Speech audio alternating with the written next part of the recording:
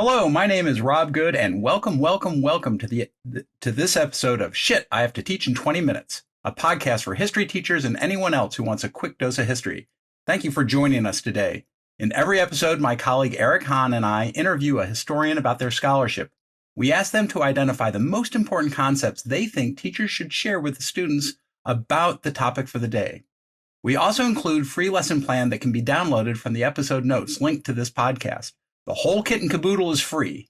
Eric, what is our focus today? Kit and caboodle. I don't know what a caboodle is. Well, today, Rob, we're going to explore some ideas to think about when teaching and learning about the Ottomans and the Ottoman Empire. The time period for the Ottomans is arguable, maybe even an argument best left for students to explore. But generally speaking, I'm thinking very late 13th century to the first quarter of the 20th century. Most world history textbooks that I've used cover the Ottomans very broadly, separating the empire into an emerging power, maybe as a part of the so-called land-based or gunpowder empires growing out of what is modern-day Turkey. And then the texts usually mention an abrupt end to the Ottomans as Allied forces divvy up the land at the end of World War I. Now, this was intriguing to many, if not most of my high school students, but such a long time period was also confusing to many. Well, I am certainly intrigued, and I'm very excited to be less confused about the topic, and especially since the Ottoman Empire lasted so long and played such an important role in both shaping the history of the region and our world today. So who, pray tell, is our guest? Well, I must say I'm a bit starstruck in having our guest today. Dr. Mikhail wrote a book that I absolutely loved called God's Shadow, Sultan Selim, His Ottoman Empire, and the Making of the Modern World. And for me, anyway, not unlike the European Renaissance, which borrowed so many ideas from Islam and beyond, the book might influence teachers to rethink influences on the modern world, including religious diversity and military conquests and global connections, just to name a few. Dr. Mikhail's writing style presumes no prior knowledge. So if you're interested in reading about a slice of Ottoman history, I very strongly recommend this book. It's a real story, and the references are fun to explore as well. It won all sorts of deserving awards. Professor Mikhail teaches in the Department of History at Yale University, where he is the department chair. Fields of interest include the Middle East, the early modern Muslim world, Ottoman Empire, Egypt, early modern history, environmental history, and if that's not enough, the history of medicine. More recently, at the time of this recording, Dr. Mikhail wrote another book that I loved. I'm a true fan, called Newcomers. And if you're interested in an origin story about the emergence of the Dutch settling in New York or New Amsterdam, this book is a must read. It should be just about mandatory for anyone teaching about New York history or colonial America. It is also an immense pleasure to read. Again, it's a story with quite a few twists and turns following the lives of Anthony the Turk, not to be confused with Anthony the Portuguese, and his wife, Ritia. I could go on, but I don't want to give anything away. I want to hear from Mikhail himself. I cannot contain my excitement. Dr. Mikhail will be talking about the early Ottomans in this episode. Well, welcome, Professor Mikhail, and I promise to not let Eric stalk you. The big challenge that we ask all of our visiting scholars is, what would you say are the most important ideas about the early Ottomans that teachers should teach and students should know regarding that time period? Thank you, Rob and Eric, and thank you, Eric, for that stirring introduction. Really generous of you. Thank you. It's great to be here. I would say I would sort of begin, with Eric's introduction. One of the challenges, rewards of doing Ottoman history, and part of the importance of the Ottoman Empire is precisely its longevity. From 1300 to World War I, right? Those are the bookends that I like. If we just think about any historical location or state or region of the world, those periods are very different. Late medieval, early modern, very different in any part of the world. And there are very few places that have the longevity of one state over that time period. So the Ottoman Empire was a dynasty. That means that every sultan of the 36 sultans over those 600 years was part of the same family. So it's a remarkable story of longevity. At the same time, the Ottomans are important precisely because they were in the middle of the world. The Middle East is a term that some of us like to argue whether or not it makes sense. But it sort of makes sense in that it's between Europe and further east in Asia, and was key, especially in this early period, right? So if we say from 1300 to, let's say, 1600, in those 300 years, trade routes, both overland and over water, went through the Middle East. So there's no Suez Canal, so it was very common for people to sail to Egypt or the coast of Palestine, overland their goods into the Red Sea, sometimes into the Persian Gulf, and then points further east, and then in the opposite way. This is also the period before Vasco da Gama. So we're still talking about most of the world's commerce, travel going through the Middle East. So that means if you're interested in European history, in African history, in Chinese, Indian, Central Asian history, there is a Middle East component to that story. And for lots of that period, that touches on Ottoman history, right? They're not the only power in the Middle East. We'll get to that. But they are one of the major ones, even in this earlier period. So the longevity and just the fact that they touch so many other histories makes the Ottomans important. In and of themselves, Ottoman history is wholly fascinating to me, and I think to lots of other people, and I hope to teachers and students.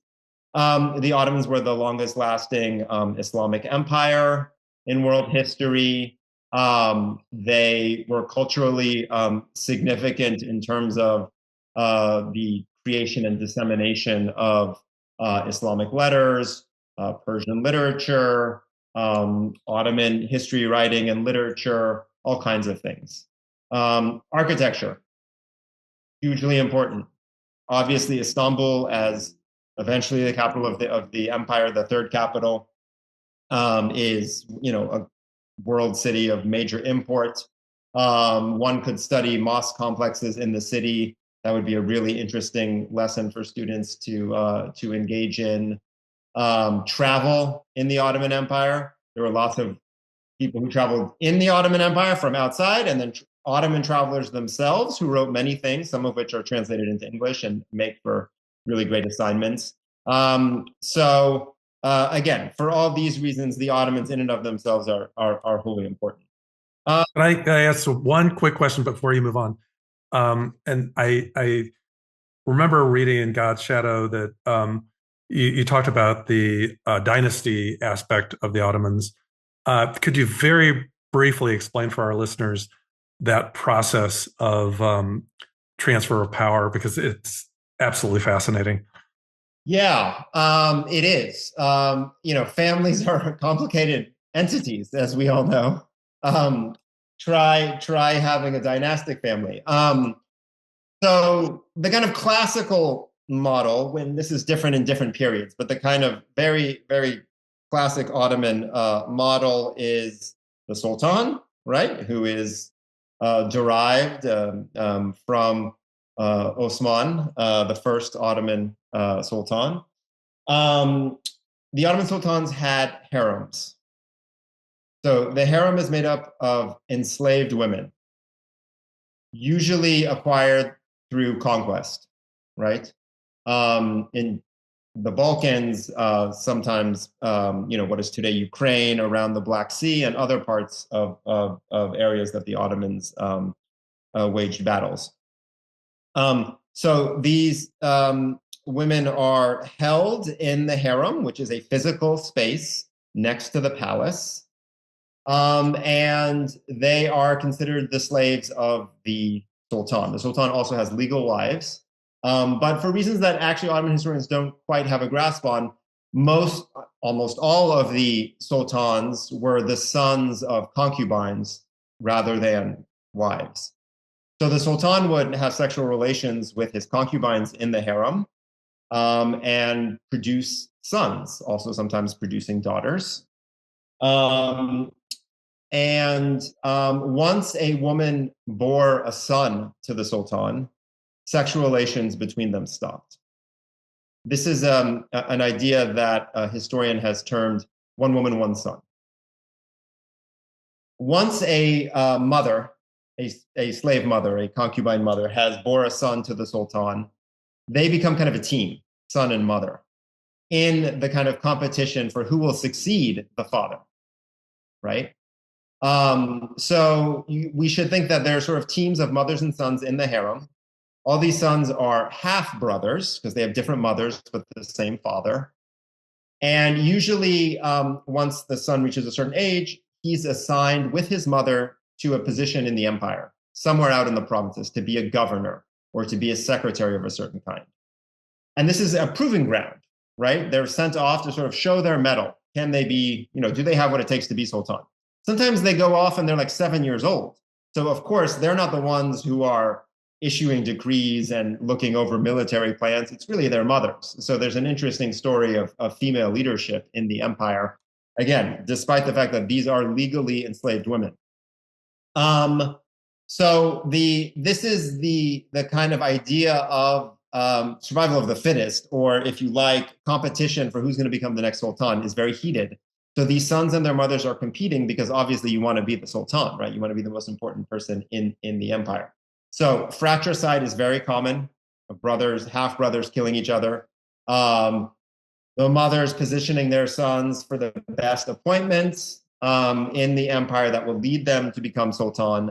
So that the idea being that you want the strongest sultan. You want the person who has proven themselves as an administrator, has proven their military potential and their kind of acumen to make it to be sultan.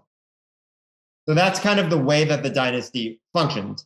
And that ensured that the line of Osman, right, the same family, endured throughout. But again, it's through the male line, right? The mother of almost every Ottoman sultan was an enslaved, usually non-Turkish, non-Ottoman woman, which is again an interesting thing to think about in terms of the creation of the empire. Can I ask a follow-up question on that? Because it's one of the things that I find really striking is that they touch all of these different empires, and it's a multi-ethnic, multi-religious empire. I know the Janissaries were Christian. To what degree, how did they balance sort of holding on to the core tenets of Islam, but also some syncretism with the surrounding, people that they conquered, including bringing in these concubines who are sort of the mothers of the successing sultans. Totally. The harem women, the concubines, and the Janissaries are very similar in the sense that Janissaries were the elite soldiers of the Ottoman Empire, who were usually captured similarly to the women of the harem in battle, usually Christian, as were the women of the harem most often, brought to the center of power in Istanbul, converted to Islam, and given positions of power, right? To be in the harem is a position of power. To be the mother of a prince is a position of power. Again, despite the fact that you are technically enslaved. Same for the Janissaries, right? They start off as sort of slaves of the sultan, but are given positions of power in the military and become the elite of the military. Now, we might ask, why would you do that? How does this make any sense? So there are a couple of reasons. One is complete allegiance to the state, right? By taking people when they are out of village, cutting off any ties with their family, they have complete allegiance to the state. The state gives them everything, right? The state owns them, literally, right? And is able to dole out favors to them based on their allegiance to the state, how well they perform, et cetera, et cetera. So it creates this kind of owned elite in the Ottoman Empire. We need to also remember that enslavement in the Ottoman Empire is terrible. Enslavement is terrible everywhere. But we shouldn't have in our minds the American South, right, in the 18th and the 19th centuries. A very different system of enslavement. I've already described some of the ways that we could think of that as different. It's not hereditary. People can be manumitted, towards the end of their lives. It's not a permanent status in the way that it often was in the North American context.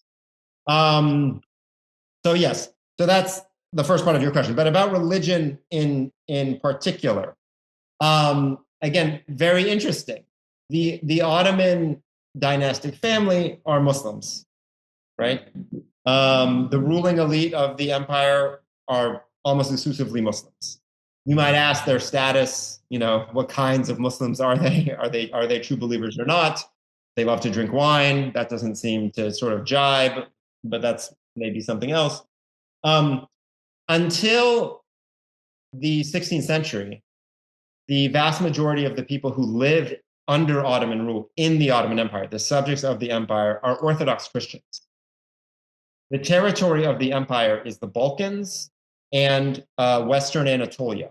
So sort of the remnants of the Byzantine Empire, right? There's a huge Jewish population as well, and there are other kinds of Christians there as well. And there are some Muslims. So we might think, how did that work? Why would a majority Christian population accept Muslim rulership?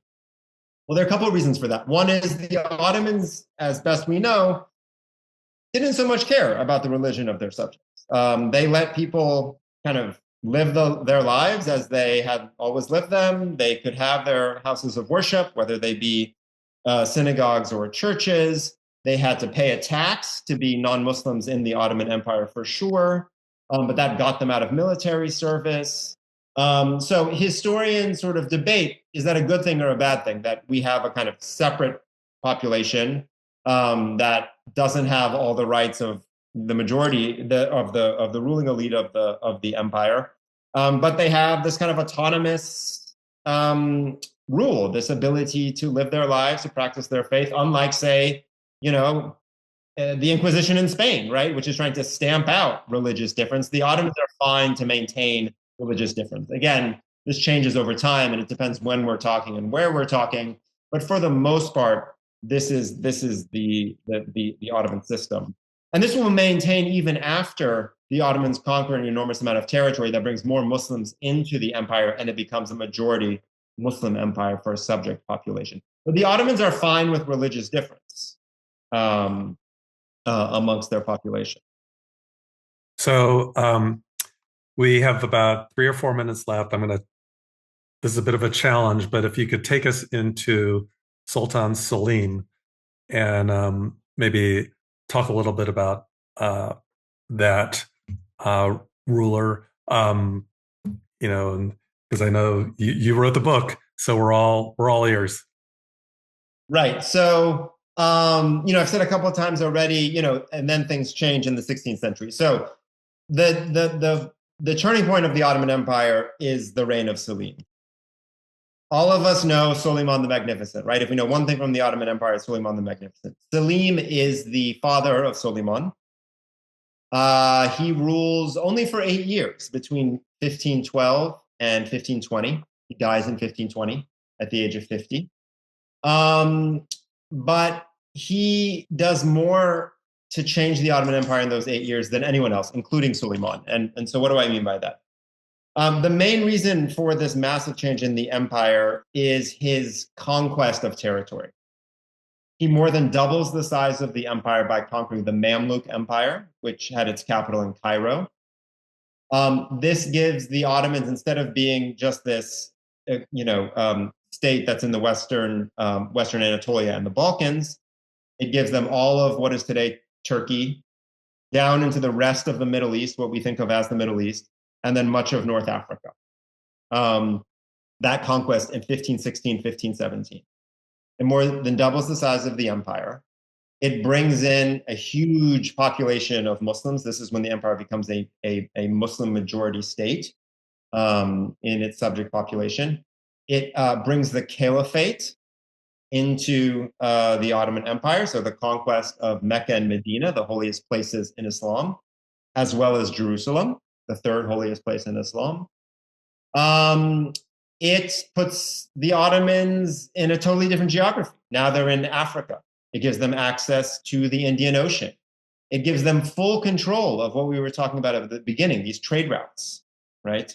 It gives them basically the entire eastern half of the Mediterranean. It gives them a totally different geography. This also demands new kinds of governance, new institutions. Things like the Islamic court system expands in this period. New forms of land tenure. New forms of the way that orders are dispatched in the Ottoman Empire. So Suleiman is in many ways the beneficiary of Selim's conquest in 1516, 1517, that under his reign, do reach this pinnacle of efflorescence. But it's because of Selim that Suleiman is able to be so successful. So I think we can mark a kind of breaking point in Ottoman history between 1300 and say 1520, when Selim dies, as a kind of first half of the empire, and then the second half after that, when, thanks to this massive expansion, the empire is in a totally different, it has a totally different history. So, listeners, first of all, Alan, Mikhail, thank you very much. That was really succinct. It's going to help a lot. Your talk is going to help a lot of teachers. And if you want to know more about Selim, I'm going to repeat, the book God's Shadow really is great to read. Lots of interesting stories, a few of which Dr. Mikhail just mentioned. And but there's a lot more to know. That was tip of the iceberg. So thank you again for joining us today, Rob. Yes, thank you so much, Alan, for covering so much in such a short amount of time. And thank you, listeners, for listening today. Remember, you can download those free lessons from the link provided in the episode notes. And we'll talk about those after this brief intro, or this brief song. Sorry. Outro. Outro. You're not sorry. I'm sorry. I'm embarrassing you in front of your favorite historian. Thank you so much for joining us. Oh no, the clock is ticking, 20 minutes, time is spinning, pulling facts from thin air, hope they think I came prepared. Dr. Mikhail and his scholarship really helps us understand the complexity of the Ottomans in his talk about the early Ottomans. Rob and I came up with similar lesson plans. I was intrigued by the dynastic transfer of power, so I created a lesson that allows students to explore the Sultan leadership from Osman I through Selim I. For each Sultan, a link is provided for students to read a bit about each Sultan and to show a progression of sorts in the early Ottoman Empire. And I really like Rob's lesson, which he'll explain right now. Yeah, but in the meantime, I'm hearing the birds. Eric's in Hawaii right now, so so if you're hearing those birds chirping, they're not from my house.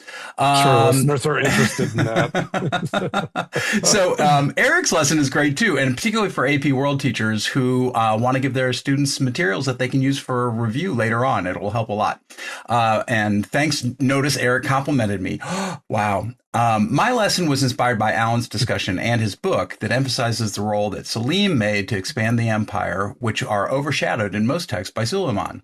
The lesson is called Who's Calling Whom Magnificent? Students are given a list of 10 accomplishments, 5 for each sultan, but they are not told which sultan did what. They then rank them from 10 being the most important to 1 being the least. The teacher will provide them with a key, and the resulting scores should provoke a discussion on who truly was magnificent. It's an excellent lesson. Either way, if you want the breadth, maybe go with mine. If you want that specific transfer from Selim to Suleiman, I think Rob's is great too. Or you can do both. Anyway, thank you for listening. And remember, you can download the free lessons from the link provided in the episode notes. And be sure to follow us wherever you get your podcasts and on YouTube. Rob will tell you how. You can reach us for any feedback, questions, or suggestions you might have about the conversations or lessons at historyin20@gmail.com. History in 20 is all spelled out. We'd love to hear from you. And for that listener in Fiji, Eric's close by. Just hop over to Hawaii right now. Well, of course, it's too late by the time he gets this. All right, or she, or them. I'll buy you lunch. Yeah, there you go. Thank you for joining us today.